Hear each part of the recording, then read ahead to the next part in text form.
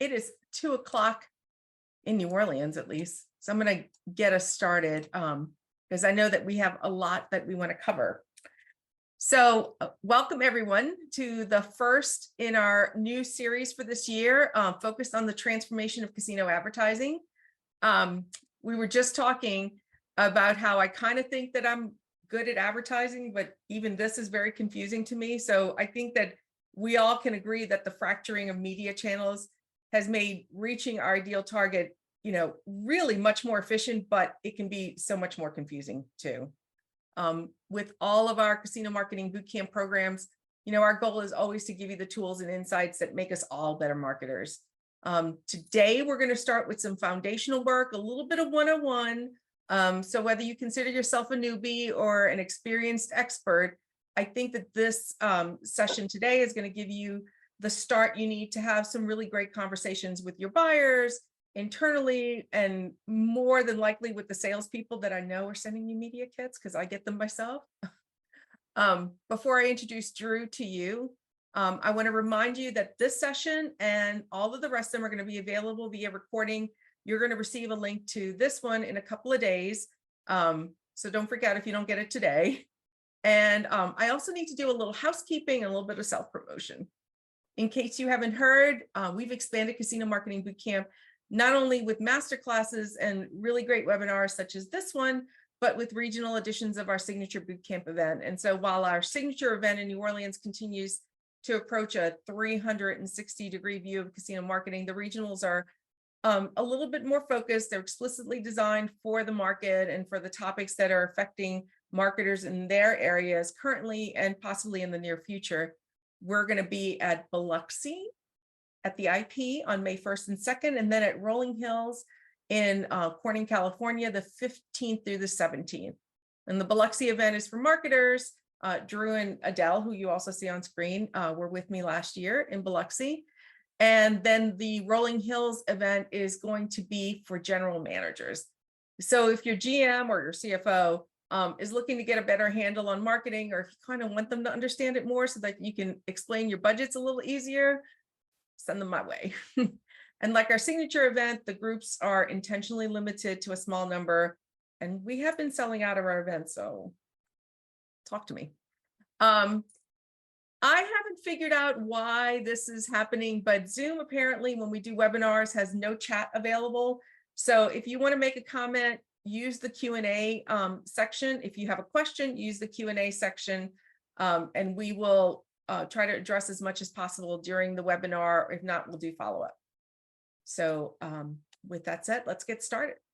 I'm going to introduce Drew Warner to you, and then he's going to take over. Drew has worked in digital media since about 2014, but in media in general for longer than that. So having worked in both traditional and digital settings, he brings a really great swath of experience in running multi-platform campaigns that are focused on all aspects of the marketing funnel. And I think we're going to talk about the marketing funnel a little later on and how media plays a role. In his current role, he's the regional VP of sales with Q1 Media. And because he's a native New Orleanian, he oversees the Northwest, Southwest, and Southeast. So it kind of makes the shape of the state of Louisiana. I don't know if you noticed that. But he works in those regions, but he also continues to work with his core clients, and they consist both of agencies and direct brands. His experience ranges across a number of verticals, but his strong experience is in travel and tourism, where we, because casinos fall in that vertical, depend heavily on foot traffic, and we kind of have to look at other areas for attribution. And on a more personal side of things, Drew, as I said, like me, native New Orleanian, he enjoys spending time with his family, traveling. He apparently plays as much golf as he can. I don't really know where he finds the time. But fun fact, he returns to New Orleans annually to ride in what I would consider a super crew during Mardi Gras. And I love that, even though he didn't throw me anything, even though I called his name at the parade, but he probably didn't hear me. You also see Adele George on the call. She is going to help me monitor questions, but she will also be doing the last in our sessions for the webinar. So Drew, I'm going to stop talking and let you take over. Thank you much. Yeah, and we definitely would have thrown some stuff to you if we had seen you. It's kind of wild how many people are calling out random names and who you hear and who you see and what you do and don't see. So apologies for that, but I'm super happy to be here and kind of walk us through these next webinars here. Let me see if I can get my screen shared here, and we will get this up and running. Okay, we'll go to the slideshow. Okay, perfect. As Julia mentioned, this first webinar today, we're going to kind of go through our overall agenda for the entire series. Are you I'll introduce. are Oh, you using sorry. two monitors? You might want to switch monitors for your presentation. Let me take this one off. I turned the other one off. Is that any better? Because I'm seeing your notes. Oh, okay. Let's try this again.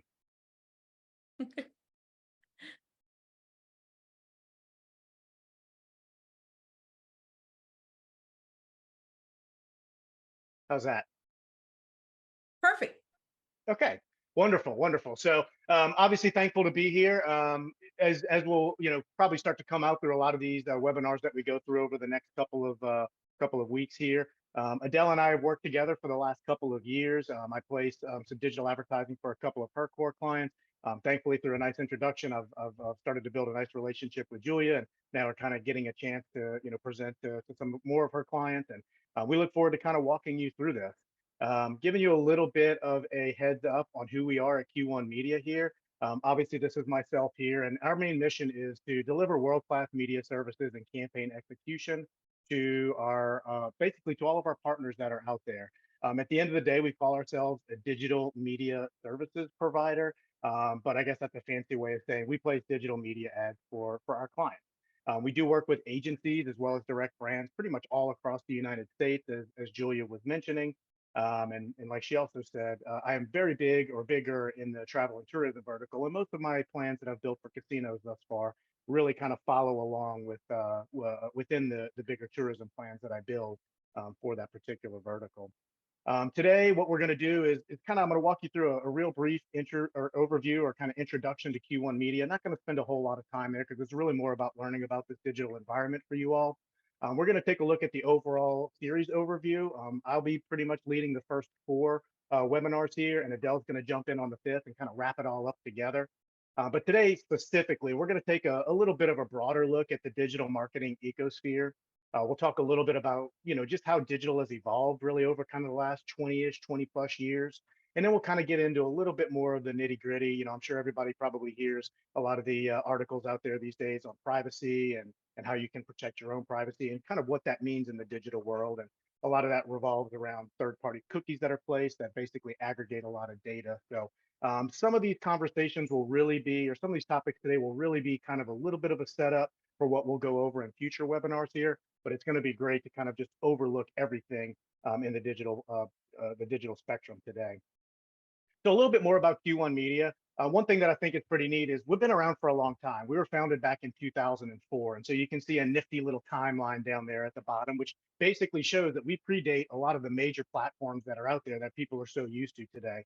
This includes Facebook, this includes Hulu, this includes Snapchat, Spotify, Instagram, a lot of these social media channels and other types of solutions that we engage with on a daily basis. Q1 Media has predated all of them. We'll talk a little bit about what we were a little bit more when we were founded, but tell you a little bit more about who we are today. One of the things that you get with us is you really get a wealth of experience dedicated to your campaign. That's not just myself. We do have an in-house account operations team that helps us run everything. Adele can testify to how good these individuals are and what they do in terms of making sure that KPIs are being hit, optimizations are being made, and overall campaign ROI is always being evaluated. But the other thing that I think that this brings for you is it's not just really my experience. We've got 30, 35 sellers across the states right now. And one of the neat things is we all share our experiences with each other. So I might have a lot of experience in a certain vertical. Somebody else might have experience elsewhere, but we share our campaign knowledge. We share all of our knowledge together to basically put together the best plans that we can for our clients going forward. From a product perspective, we'll overview some of the digital solutions that we sell today. We'll also look a lot more at that next week when we talk a lot more, or excuse me, a couple weeks from now when we talk a lot more in depth about the overall solution in the digital space, and then really what part of the marketing funnel that each of them fall into. What do they use for? What are they really, really good for? But each one can kind of play its own spot in terms of building awareness versus driving conversions. And it's really important to have a well-rounded plan to be able to do a little bit of all of that. In terms of the platforms that we actually utilize, we take what we call a very platform agnostic approach to our ad serving. This means, and this will also come out a lot more in the third webinar, we place a very strong emphasis on data and basically user or consumer targeting. And basically that means for us, we don't really care which platform we reach your ideal consumer on. We just want to make sure that we reach them. So whether that's using third-party data, our own internal first-party data, whether that's serving on CTV or display or social or SEM, doesn't really matter to us, just as long as we've put together a very well-rounded plan that's going to basically get the ads in front of the right people that give you the best chance to get ROI on your campaign. And then last but not least is, obviously the two ladies on this call can kind of attest, partnerships mean everything to us. You don't last 20 plus years or almost 20 plus years in the digital space without building long-term and robust partnerships. And these are still the core of everything that we do. It's part of the reason that we do assign an individual account operations manager to each campaign to help run along with myself, because you get extra sets of eyes and ears really taking a look at your campaign. So just a little bit about Q1 Media. Obviously, a lot of what I'm presenting over these next couple webinars, we can handle these types of solutions in-house. Be happy to chat with anybody outside of these webinars as well if anybody has any other ideas or questions that come up. But this is a pretty good overview of who we are as a firm. In terms of what we are going to be talking about over the next 5 sessions, today is going to be what we'll call New Media 101. I guess this is also Digital 101, and we're going to be talking about everything from the solutions that are out there to be utilized to, kind of like I mentioned, some privacy concerns, third-party cookies. I'm going to outline and define some of the key terms and acronyms that we use, which it's a pretty long list of things. So kind of hang in with me here today. This isn't the most engaging type of content, but I'll try to use this to really set the table for what we'll get into for the future webinars. The next webinar, or the second one I should say, is going to look at really kind of opportunities and solutions that are out there in the digital space today. So we're going to take a real good deep dive into all of the solutions that are out there, and we're going to line them up with that marketing funnel out there, which will also kind of address where traditional advertising weaves in and other types of advertising, can weave into this. When you're building a robust marketing campaign or a robust marketing plan, you want to hit as many parts of that marketing funnel as you can. So it's going to be important for us to understand which solutions are used to build awareness, which solutions are used to create more engagement and kind of work people down your funnel, and which solutions are best for driving cost per acquisition or true conversions, for your individual brand. Knowing a little bit more about those and where they fit in the funnel should help you to build more robust plans going into the future, so you can make sure that you don't have all of your eggs just in the upper awareness part or all of your eggs in the lower conversion part. You want to have those very well distributed. Our third webinar will take a look at data and really how it should inform the solutions we use and really kind of shape and mold our plans. Parts of my conversations with Adele the last few years and some of the clients that we book with together was really all surrounded around data. And we looked at tons of data before we even brought any types of plans to the table. In my book, this is kind of sort of the way you get the best bang for your buck, because you can start to kind of formulate your strategy before you've ever really even looked at, or gotten feedback from each individual client or from, from the brand that you might be working with out there. So we'll talk a lot about, how to use that data to inform solutions. And I think we'll even be doing a little giveaway for some free data that Julia can kind of queue up for us a little bit later on. Our fourth session is going to talk a lot about taking everything we've learned in the first three and then kind of wrapping it all together in the digital spectrum. It's going to be, how do you make the most of your budget? I think if we were all out there with millions of dollars of budget to play with, we'd wrap everything in there, but that's not the world that we live in. So we've got to make the most of our own budget. So we'll talk about what solutions to try to weave in here, what solutions to try to weave in there. And we really also try to line them up with your KPIs. Is your KPI to get more people to your site so you can build more awareness? Is it to get more people to download your Players Club card? Is it to get more people actually visiting and tracking that foot traffic attribution? Hopefully it's a little bit of all of that, and we can talk about how to weave all of that into your campaigns. And then Adele is going to wrap everything up for us in the fifth session and really talk about how you take all the digital stuff that we've learned and then weave it in with all of the traditional stuff that of course is still out there, and then how to build, really well-rounded plans to be able to accomplish everything that we're trying to do with our advertising and our marketing budget. As Julia mentioned, I'm pretty sure nobody wants to sit here and hear me talk for the next 50 minutes, solo. So please make sure those questions are coming in. We do want this to be interactive. So Julia, do they have the ability to just like speak out and throw a question out there, or is it just they have to type it into the question box? Uh, so if you want to raise your hand, I can do it that way. I'm not exactly sure how that works. I think that allows you to come on camera. But if you use the Q&A, I usually say, oh, Adele was asking this, this, and this. So I'm keeping an eye on the Q&A actively. Okay, perfect. So we'll work through that together. Definitely get it into the Q&A box if things start to pop up. And this can be as we go. If you've got a question that's Yep. relevant about a particular topic or slide, let's get it out there. We don't have to wait for the last 10 or 15 minutes for the Q&A type of session. Let's make this interactive. Let's make sure that we get all these questions answered. Okay. So let's talk about this digital ecosphere. There's so much stuff out there. I actually stole this from one of my colleagues, and her and I had done a presentation recently. And sometimes when you look at this stuff and everything that's out there, from CTV to streaming audio to SEM to SEO, you really don't know what to make of all of it. So that's where this little meme comes from. But hopefully we're going to talk, kind of break all of this down and start to get into a bit more kind of layman's terms with a lot of this, so we understand it just a little bit better. So I wanted to kind of define digital marketing first, and I found this out there. It's a very overarching type of definition here, but if you think about it, it really makes sense. It's really the use of digital channels to market products and services in order to reach consumers. So if you think about it this day and age, I mean, it's almost like what isn't digital these days? People are wearing smartwatches that are giving them constant updates on their heart rate, and if they're out of sync. You get ads on Facebook because you clicked on a link yesterday, and all of a sudden you get 50 ads the next day. It's out there. It's ever consuming, and we definitely want to make sure that we're a part of it, and taking advantage of being able to reach consumers there. But for the most part, we're looking at any type of person who's marketing products across any type of digital channel. So that can be your laptop, like I'm looking at right now. It can be your phone. Obviously, it can be the TV that's hanging on your walls these days. It could be when you're streaming Hulu on your computer. There's so many different ways that consumers consume digital marketing and advertising these days. So we want to make sure that we hit it from all angles. So in terms of this digital ecosphere, there's a lot of different solutions that are on the table here. As I mentioned, we'll be reviewing this in much greater detail next week, or 2 weeks from now, excuse me. So we'll just kind of outline them here. When we start to talk about some of the backbones of a lot of campaigns that have been running for a really, really long time, you're going to talk about basically display ads.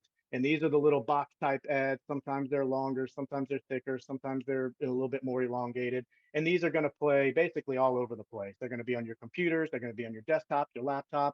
They're also going to be hidden in the mobile environment when you're searching for things on mobile web.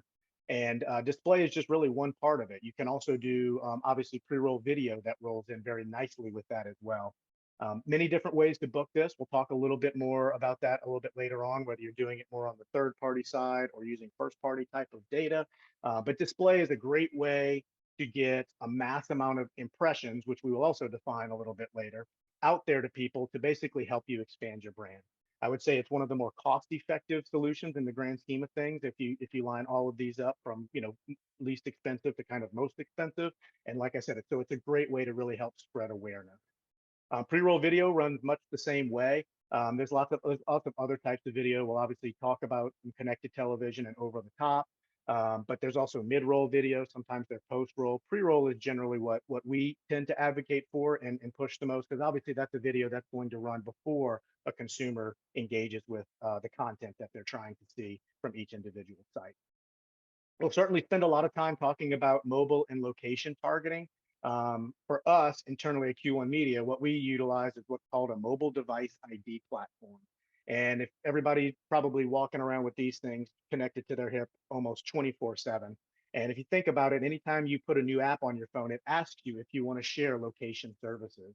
If you agree to share location services with that app, which of course, if you think about it, if you want to check in on Facebook, they've got to know your location services. If you're using a map app, they have to use your location services. Anytime you agree to share that type of information, you are also agreeing to give marketers like ourselves the ability to target you based on where you've been with that device.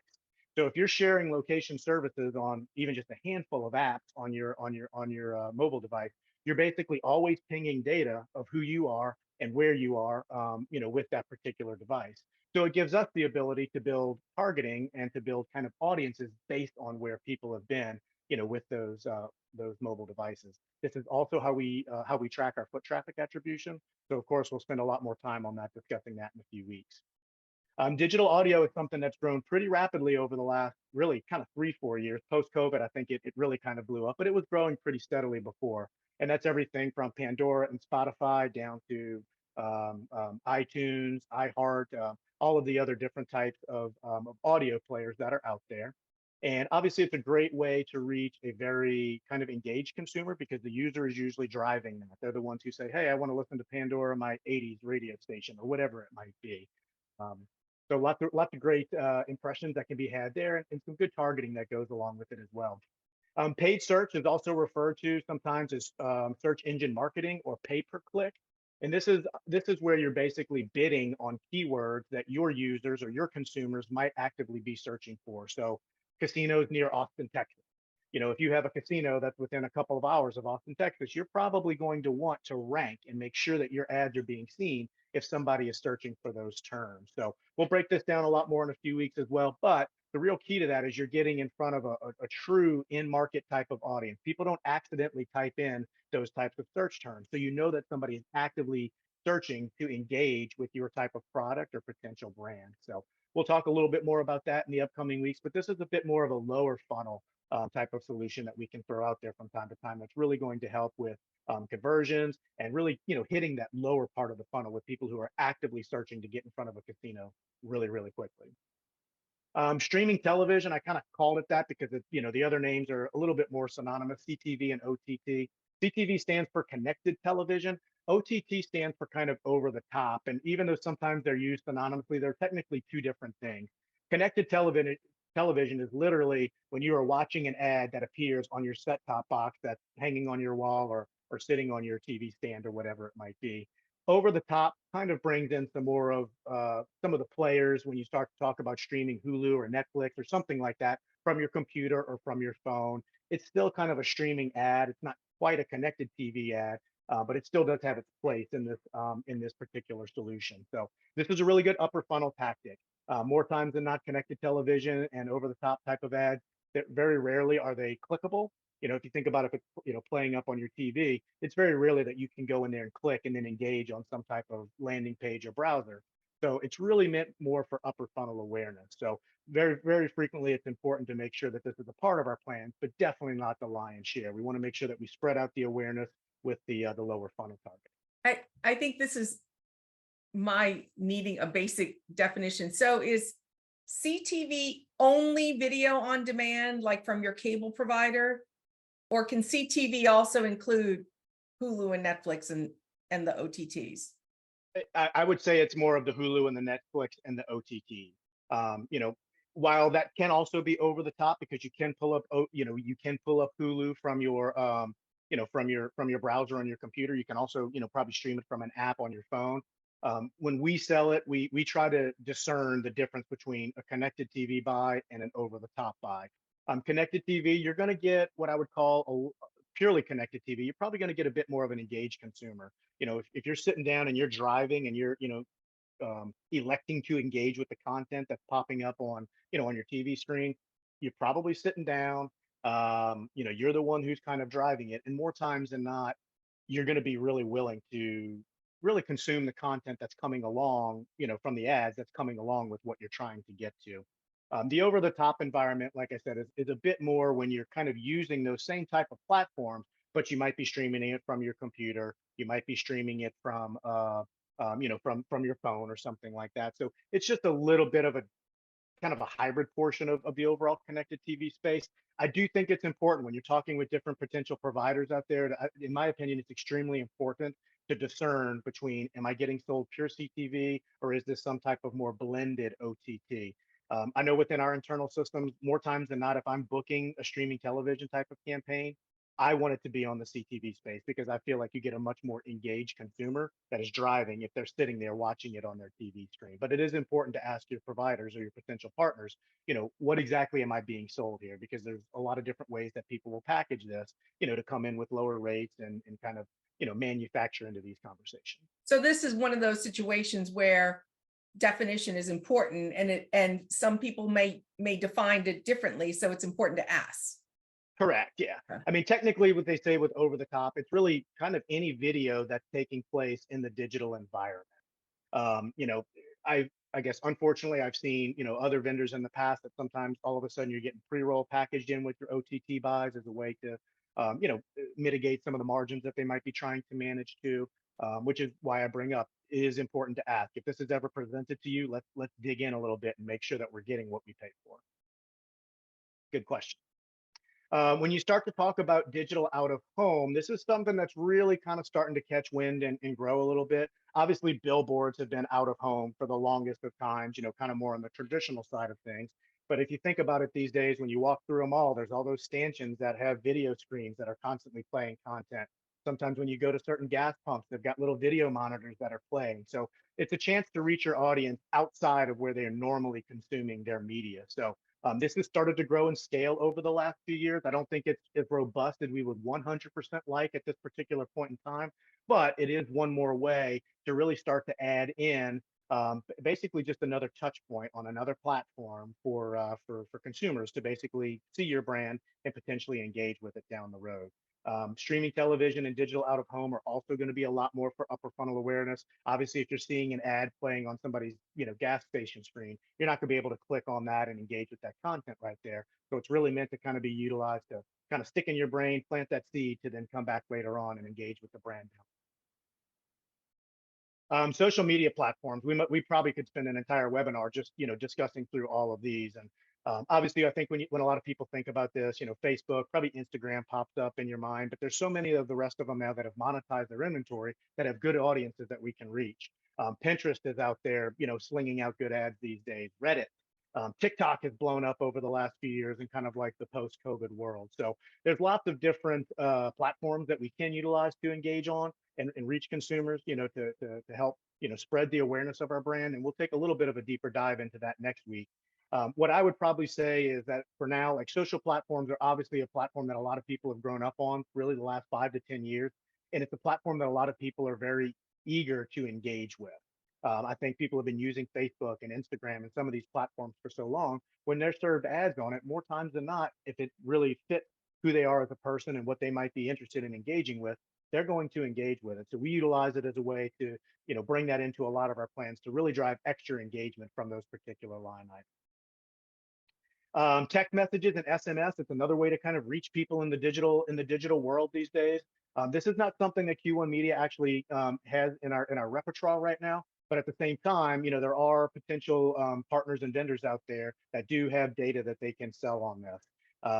Having not really utilized it a whole lot internally at Q1 Media, I don't have as much to build on there. But once again, it is a way to reach people digitally these days. Once again, because everybody's always walking around with these guys in their hands. SEO stands for search engine optimization. And this kind of along with search engine marketing, which we talked about a couple of points ago, this kind of bleeds into how people find you. And this deals a lot with basically linking tags on your website so that Google sees you as a very reputable, profitable brand out there that they feel really good about advertising when people search for certain terms. So anytime you search for something, so casinos near Austin, Texas, usually what you're going to see is you're going to see a handful of paid ads that will populate, and then you get to what we call the organic search ranking. SEO deals with where you are or how you rank organically in those search rankings. So the more you have tags and different things like that lined up with the way that Google wants to see it, the higher they will rank you in those standings in terms of who they, or excuse me, what brands they present when somebody searches for, casinos near Austin, Texas. So this is typically handled by, usually like a third-party provider that's really good at being able to kind of link all of that content and the meta tags and everything that goes with it. This should be a part of any type of plan that you're looking at, because you do want to see, how your property will rank, and you do want to see if you can get higher up on those organic rankings, obviously to get more people looking at your website when they're searching. And then one last little solution that I threw in here that also is the backbone of many a campaign that we run is just good old what we call retargeting or remarketing. And this is as simple as these people engaged with your brand at one time. They clicked on a link that took, or they clicked on your ad that took them to a specific page on their website. The way that retargeting works is there's a pixel that's on that particular landing page that puts a little piece of code on that person's computer. And then basically what we do is we serve them more ads.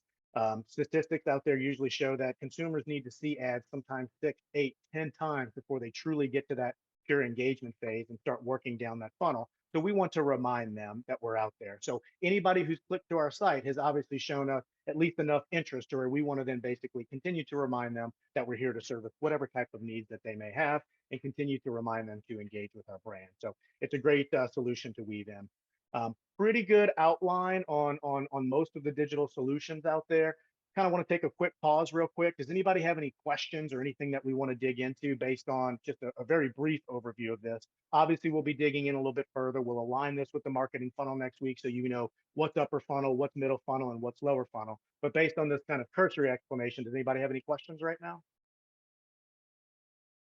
No, it looks like we're good for now.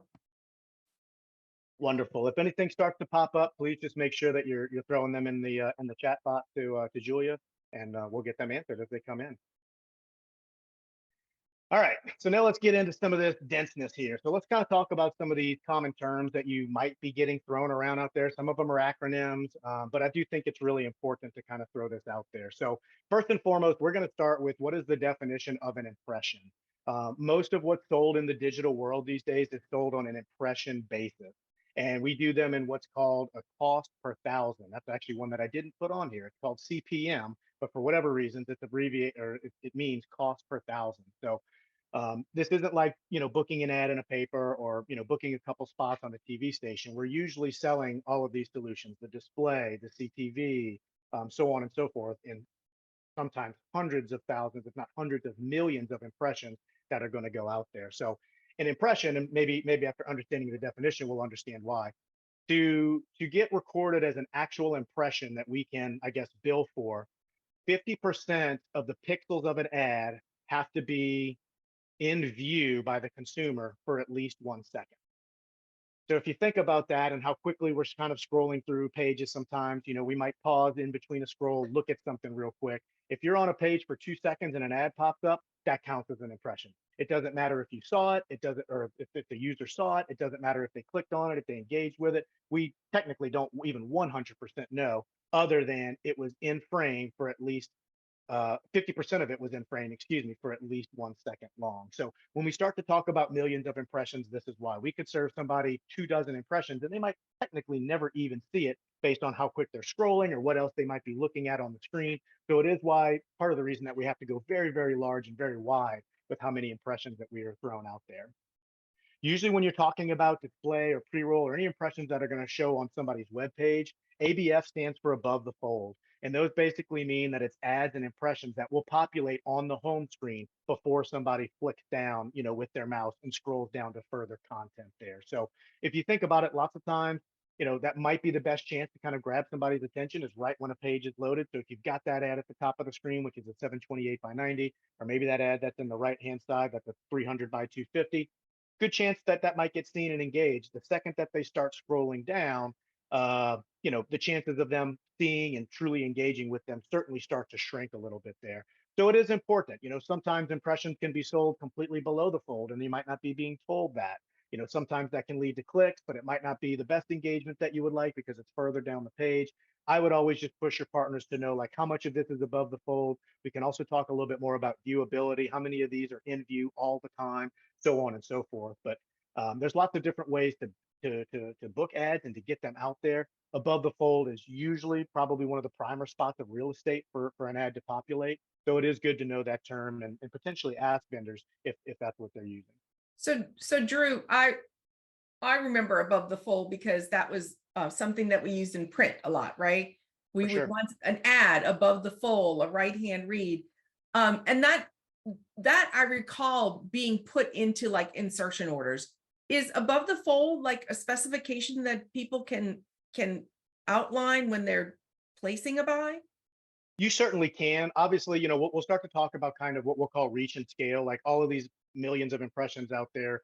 How do I know they're targeted towards my users and who I want to be in front of? So reach and scale will definitely be impacted if you're only serving ads that populate on the home screen of a website. So, there's probably dozens, if not hundreds of more ad spaces as you scroll down on a site that you can place other ads.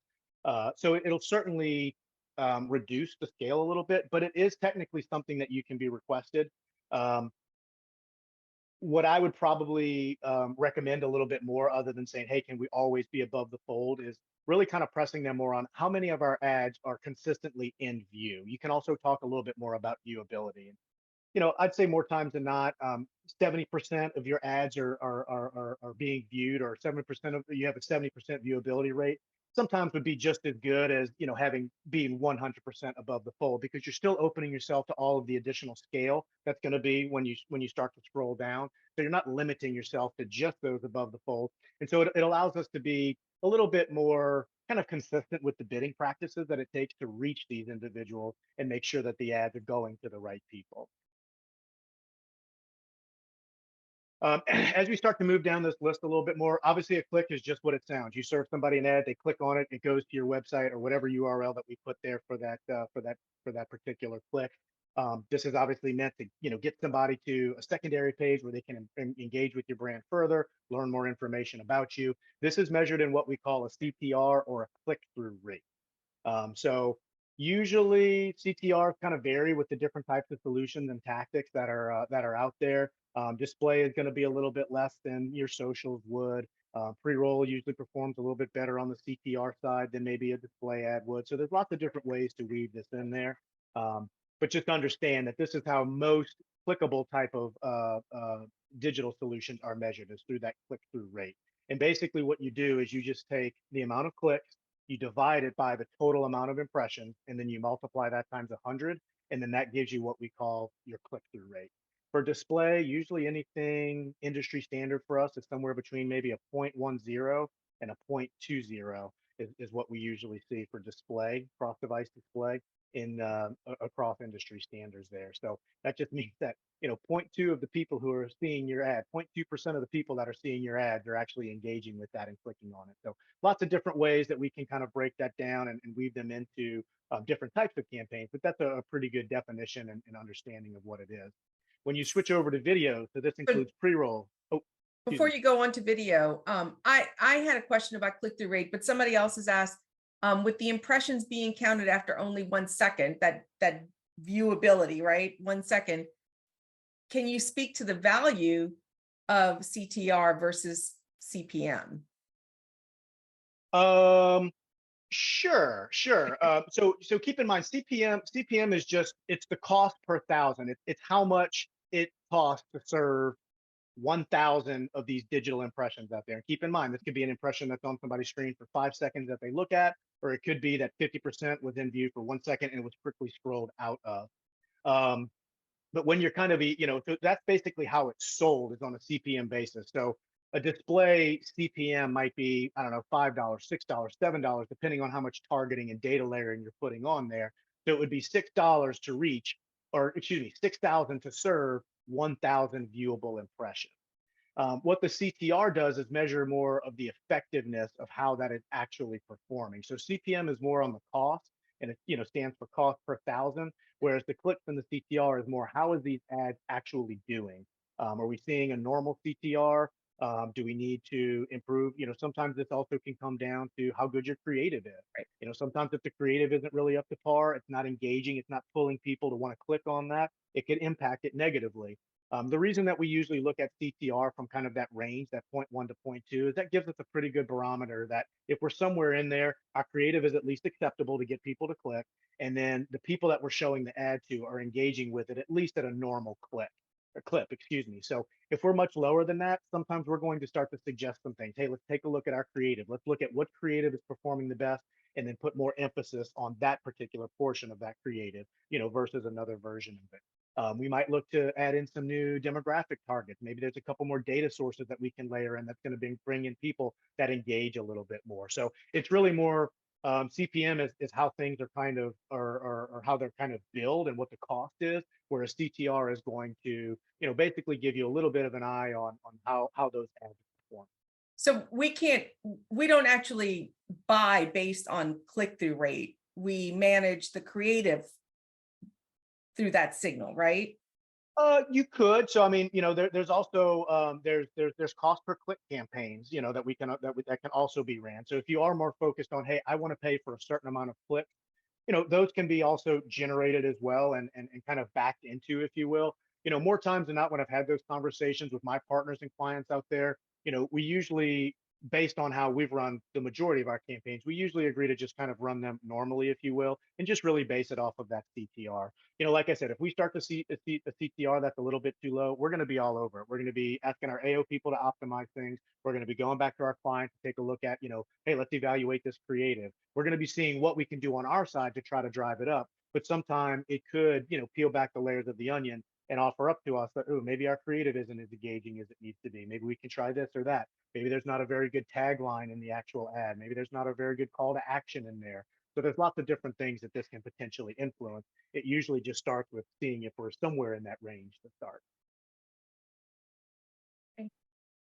When you start to get into more of the video side of things, this is where views come into play and what we call a video completion rate. So when you start to talk about CTV and pre-roll, we judge that more on what's called a completed view. So this is obviously when a user watches your ad all the way through. Usually in that range, we're running either 15-second or 30-second ads for that. 15-second ads usually get seen through a lot more than 30-second ads, obviously just based on their length. But this gives us a very good idea to how people are engaging with the brand and if the video is actually resonating. The video completion rates vary from CTV to pre-roll and a couple of other things in there. So we'll talk about that a little bit more when we dig in a little bit later on in the next session. But I did want to throw that out there because typically from your video type of ad, you should not be really judging that as much on its click-through rate. Typically, those are a little bit more cost prohibitive. The CPMs are a little bit higher to run the actual videos out there.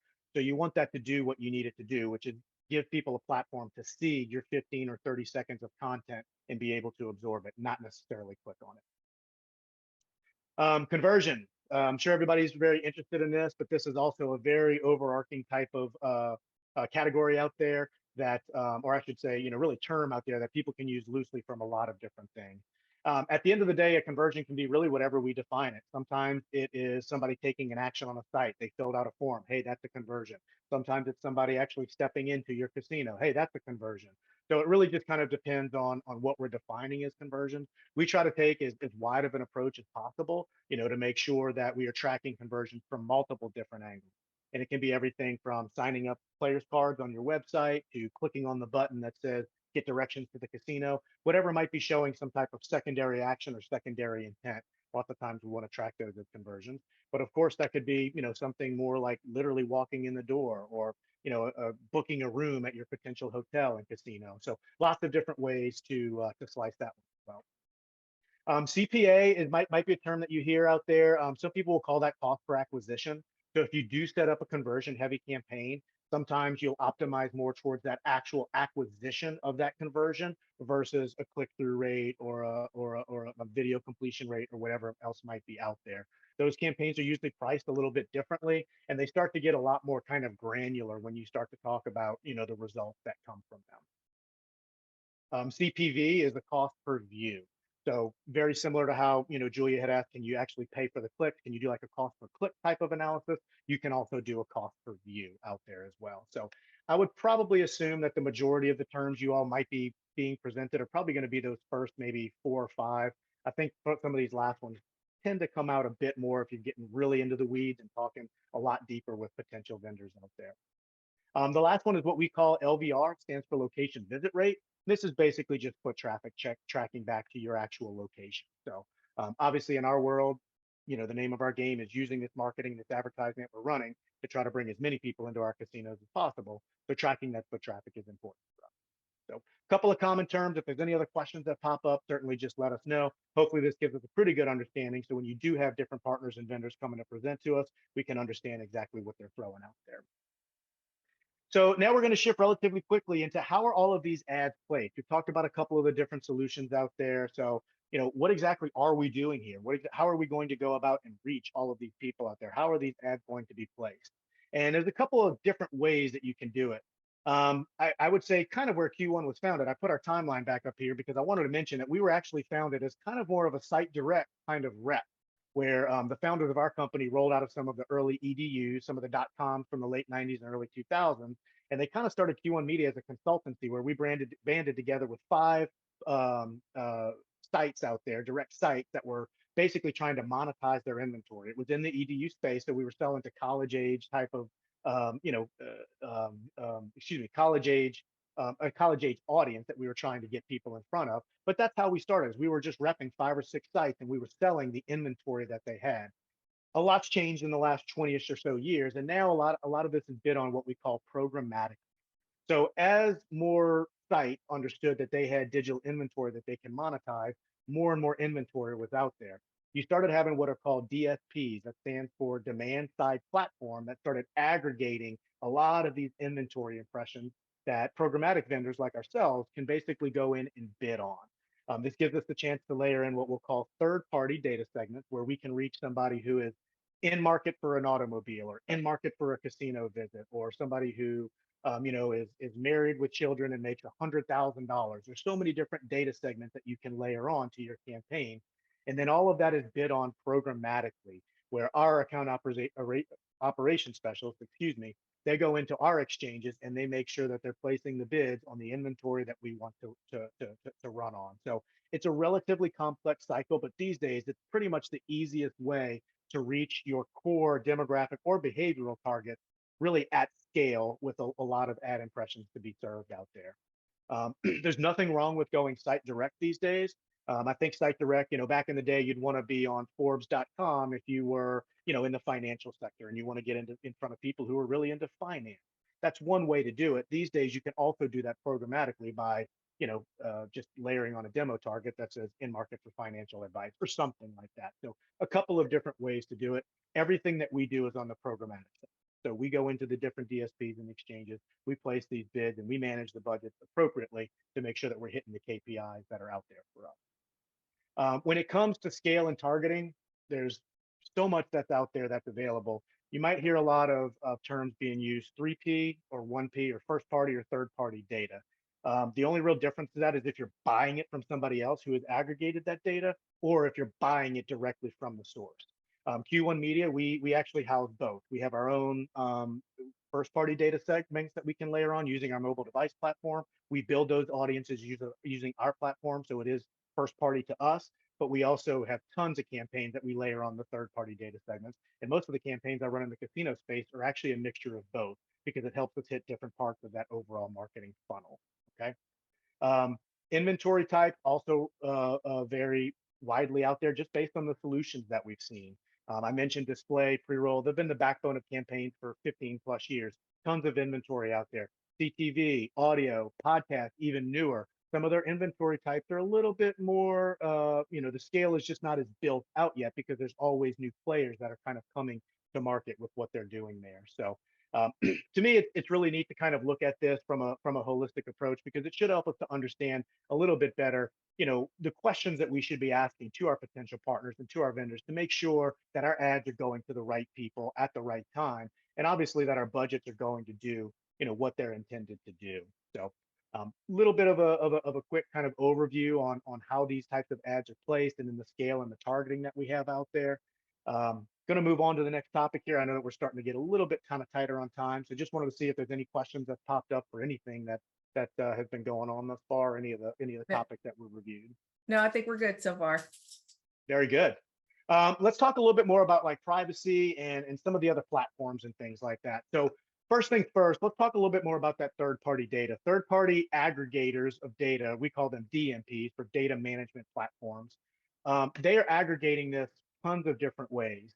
The most, I'd say, usual way that they're gaining this data is they're placing cookies on different people's sites. So when you do go to Forbes.com, all of a sudden they're going to say, ooh, this person just went to Forbes.com. They must be, in market for financial advice or something along those lines. So all of a sudden you're looped in that just based on where you went. So it pretty much takes your internet search history and your internet browsing history, and it kind of almost paints you into different demographic and behavioral characteristics based on where you've gone. Um, so it's a really great way to kind of layer on additional types of data, based on people's browsing histories and really just their overall internet journey, like how they consume data across the internet. From a privacy perspective, I'm sure you've also started to hear a lot of things over the last few years. There's GDPR, which has been, kind of cranking out in Europe for the last few years. We've heard a lot in the mobile device space on, how they're going to go to this one unifying kind of device type of structure versus being able to target people on desktops and mobile devices separately and all of this type of stuff. Basically, long story short, there's a lot out there right now regarding privacy in terms of um, what type of data should be sold, what type of data should be housed, what type of data, should we be able to serve against, and then how much of that should be able to be protected by each individual consumer. I'd say for over the last 3 or 4 years, probably 2019 through now, there hasn't been a single year that's gone by where something big was not supposed to happen that would completely change the landscape. And for the most part, we're still kind of plodding along like we have the last 3 or 4 years. Every time you go and you try to say, oh, we're going to start respecting this person's privacy, or we're going to let them opt out of things like this. You've got multi-billion-dollar corporations like Google and Facebook that probably got their lobbyists knocking on people's doors saying, hey, this isn't going to work for us. What are we going to do here? So a lot of this does keep kind of, I'll use the term, kicking the can down the road. I do think something will be coming at some point. I think it's important right now to understand that privacy concerns are a big part of a lot of consumers' minds these days.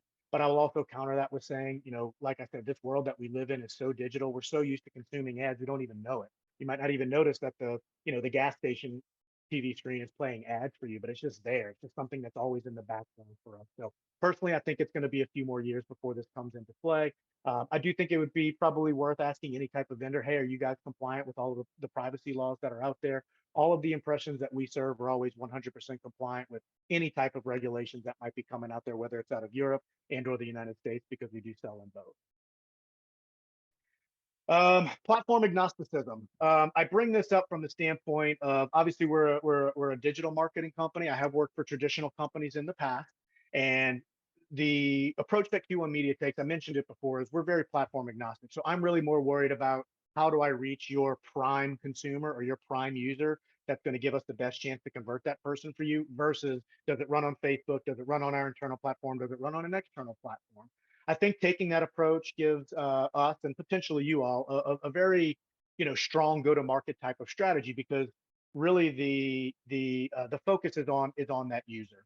I think as we start to get into the later webinars and we talk a lot more about how we utilize the data and we utilize our mobile device platform to build these super custom audiences, I think it's going to land that plane a little bit better and we'll understand a little bit more why Q1 Media at least focuses on this agnostic approach.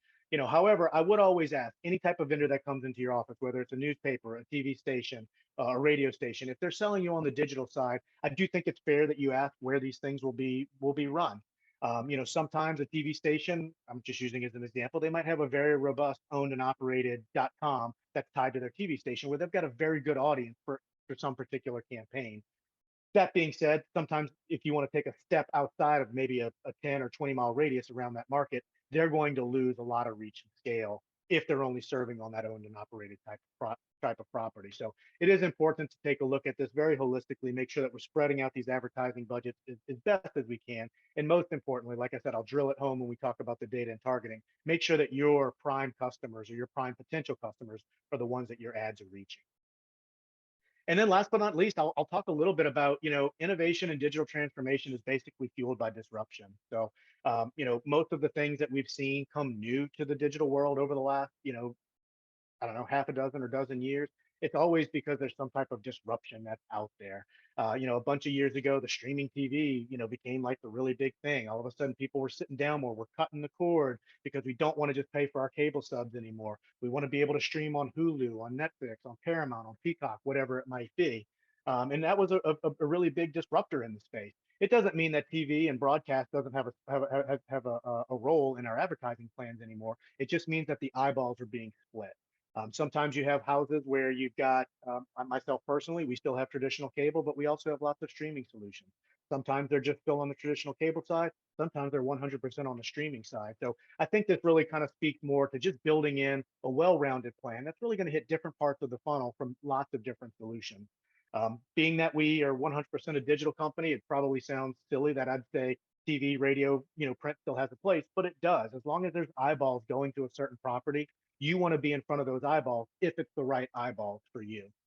The one thing, obviously, that digital I think can do better than all three of those kind of traditional places is we can weave in a lot of advanced type of targeting that helps get those ads really to the eyeballs that we want to get them to and makes it a lot more of a lower funnel tactic versus a bit more of an awareness tactic. So keep that in mind. As you come in, or have new digital vendors coming and presenting to you, there's probably going to be a pretty good chance that there's going to be new things that are always being woven into those types of talks. So I don't see that changing anytime soon. This world continues to go more and more digital. So I would highly expect that, as this world continues to transform and as we continue to, change the way that that we consume media. Okay. So that's a pretty good run through what I would call kind of like the 101 introduction for digital and some of this new media opportunities that's out there. Would love to hear any comments, questions, or thoughts, or even concerns that might have come from this. Anything else that somebody wants us to talk a little bit about? We looks like we've got a couple more minutes to try to address any questions that might come in.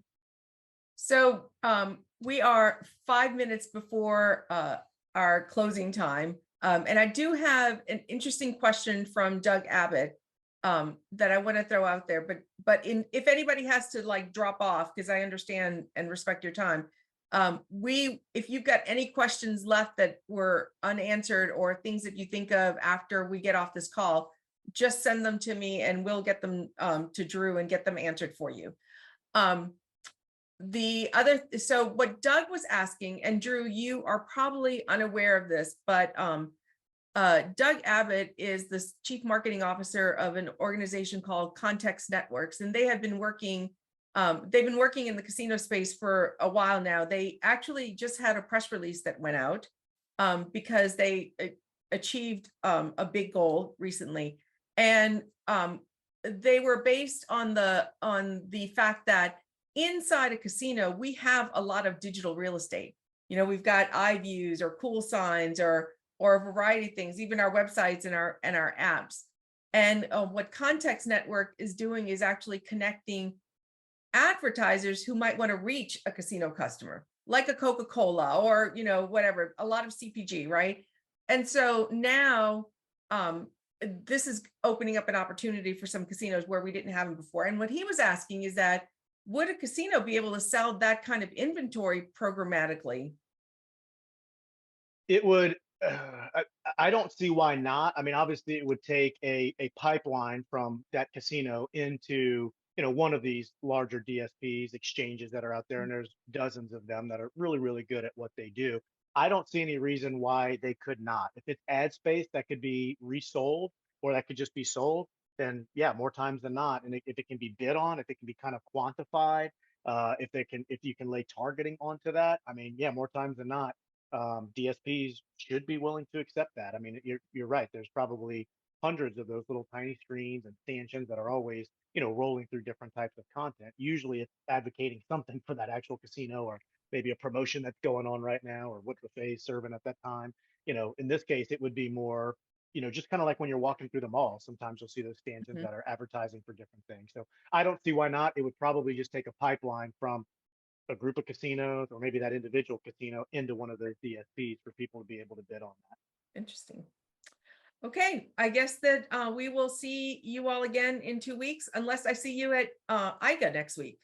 Thanks everybody for joining us. Next time, Drew will be back up. And again, if you have any questions, just send them to me and we'll get them answered for you. Thanks, everybody. Talk soon.